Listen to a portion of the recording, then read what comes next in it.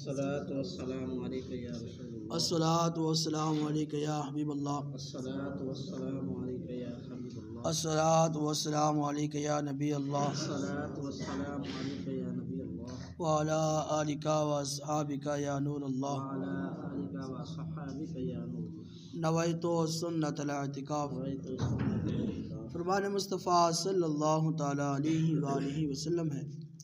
کہ جس نے میری ذات پر ایک مرتبہ درود پاک پڑھا، اللہ تعالیٰ اس پر 10 رحمت نازل فرماتا ہے، 10 گناہ اس کے مٹاتا ہے اور 10 درجے اس کے بلند فرماتا ہے۔ میرے نبی کریم صلی اللہ علیہ وآلہ وسلم نے فرمایا، جو شخص میری ذات پر ایک مرتبہ پڑھتا ہے درود پاک، اللہ تعالیٰ اس پر 10 رحمت نازل فرماتا ہے، اور جو 10 مرتبہ پڑھتا ہے اللہ تعالیٰ اس پر 100 رحمت نازل فرماتا ہے، 100 گناہ اس کے مٹاتا ہے اور 100 درجے اس کے بلند فرما دیتا ہے۔ دعا ہے کہ اللہ تعالیٰ ہمیں درود پاک کی کثرت نصیب فرمائے۔ صلو علی الحبیب صلی اللہ علی محمد صلی اللہ علیہ وآلہ وسلم۔ میرے نبی پاک صلی اللہ علیہ وآلہ وسلم نے فرمایا، جب اللہ تعالیٰ کسی بندے کی موت کے لیے کسی زمین کا فیصلہ کر دیتا ہے تو وہاں اس کی کوئی حاجت پیدا کر دیتا ہے۔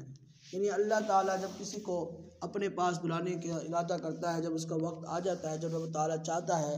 تو اس کے لیے زمین کا فیصلہ کر دیتا ہے کہ کس زمین پر یہ دفن ہوگا،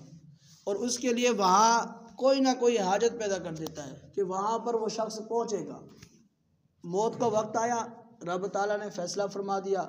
زمین مقرر فرما دی، اگرچہ وہ بیٹھا ہے باہر ملک میں، اگر پاکستان میں اگر اس کی زمین کا فیصلہ کیا گیا ہے، کسی طرح بھی وہ زمین اس زمین پر آ کر پہنچے گا جہاں اس نے دفن ہونا ہے، جہاں اس نے موت آنی ہے۔ میرے نبی پاک صلی اللہ علیہ وآلہ وسلم کے جوانوں،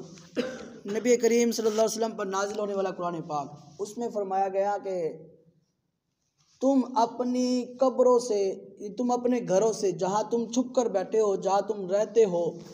جہاں تمہاری موت مقرر ہے، تم اپنے گھروں میں بھی چھپے بیٹھے ہو نا، وہاں سے بھی نکل کر اس مقام پر پہنچو گے، تم بچ نہیں سکتے۔ جو چیز تمہارے لیے مقرر کر دی گئی ہے، جس جگہ کو مقرر کر دیا گیا ہے، اگرچہ تم جہاں بھی ہو، اگر دنیا کے چوتھے کونے میں ہو، تیسرے کونے میں ہو، دوسرے کونے میں ہو، پہلے کونے میں ہو، اگر بیچ میں موت لکھی ہوئی ہے، جس زمین پر مقرر کر دی گئی ہے کہ یہاں پر اس کو موت آئے گی، چاہے وہ دوسرے کونے میں ہو، وہ آئے گا، ضرور آئے گا۔ ایسی حاجت اس کو ضرور لاحق ہوگی کہ وہ کہے گا کہ میں نے اس مقام پر جانا ہے، اور وہ اس مقام پر آ کر پہنچے گا اور اس کی روح قبض ہو جائے گی۔ اللہ کے نبی علیہ السلام کے پاس ایک شخص آیا، اس کی موت کا وقت مقرر تھا، اس کی موت قریب آ گئی تھی۔ اس نے دیکھا اسرائیل علیہ السلام کو ان کے پاس، اس شخص کے پاس آئے، اور اس شخص کو دیکھنے لگے کہ غور سے دیکھا تو وہ بڑا گھبرا گیا۔ اس نے کہا یہ تو اللہ کا فرشتہ نظر آتا ہے، میری موت کا وقت قریب آ گیا ہے۔ تو وہ اللہ کے نبی کے پاس گیا کہ اے اللہ کے نبی، مجھے اس طرح کے حالات نظر آتے ہیں، مجھے جو ہے خوف سا آتا ہے، مجھے ایسا کریں کہ آپ مجھے اس مقام پر فلاں شہر میں مجھے پہنچا دیجئے۔ اگر ہوا کے ذریعے جاؤں تو بہت دیر لگے گی، اڑ کر جاؤں تو پھر بھی دیر لگے گی، اگر سواری پر جاؤں تو بہت دیر لگے گی، آپ کرم فرمائیں، کوئی ایسا معجزہ کریں کہ میں وہاں پر پہنچ جاؤں۔ اللہ کے نبی نے معجزہ دکھایا، وہ شخص وہاں کھڑا تھا اللہ کے نبی کے پاس، اس نے آنکھیں بند کی، آنکھیں کھولی تو اس جگہ پر تھا، تو وہ جگہ جو بہت میل دور تھی، تو وہاں پر اسرائیل علیہ السلام پہلے انتظار میں تھے۔ جیسے ہی وہ شخص وہاں پہنچا، اس کی روح قبض کر لی۔ اللہ کے نبی نے پوچھا، اے اسرائیل، یہ تو بتا اتنی غور سے اس شخص کو کیوں دیکھ رہا تھا؟ تو وہ تو ذرا ڈر گیا، اور اس مقام سے اس مقام تک پہنچنے کے لیے اس نے بہت جلدی کی، اور مجھ سے معجزے کے بارے میں کہا، اور میں نے اسے وہاں پہنچا دیا۔ بتا تو صحیح کہ اتنی غور سے اس شخص کو کیوں دیکھ رہا تھا؟ کہنے لگا کہ عرض کیا اللہ کے نبی سے کہ میں غور کر رہا تھا، اس شخص کو تعجب کے ساتھ دیکھ رہا تھا، اس کی موت تو مقرر وہاں پر ہے اور وقت بھی ہونے والا ہے، تھوڑا سا وقت رہ گیا ہے، اور میں یہ سوچتا ہوں کہ اگر یہ اڑ کر جائے گا تو اتنا ٹائم لگے گا، اگر یہ سواری پر جائے گا تو اتنا ٹائم لگے گا، اگر یہ بھاگتا ہوا جائے گا تو اتنا ٹائم لگے گا، بہت وقت لگے گا، حالانکہ اس کا ٹائم بہت تھوڑا رہ گیا تھا۔ تو میں تعجب کے ساتھ ایک شخص کو دیکھ رہا تھا کہ یہ اس مقام پر کس طرح پہنچے گا کہ جو اس کا مقرر وقت ہے۔ اللہ کی کرنی دیکھیے کہ آپ کے پاس پاس آیا اور آپ نے معجزہ دکھایا اور وہ شخص وہ وقت پر پہنچ گیا جو وقت اس کا مقرر تھا، تو میں نے وہاں پر اس کی روح کو قبض کر لیا۔ تو اللہ کا قرآن فرماتا ہے تمہاری جہاں موت مقرر ہے، تم چاہے گھر میں ہو، چاہے تم غار میں ہو، چاہے تم کونے میں ہو، چاہے تم شہر میں ہو، چاہے تم گاؤں میں ہو، یا جس مقام پر بھی ہو، جب تمہیں موت آئے گی تم اپنے مقام پر پہنچ جاؤ گے،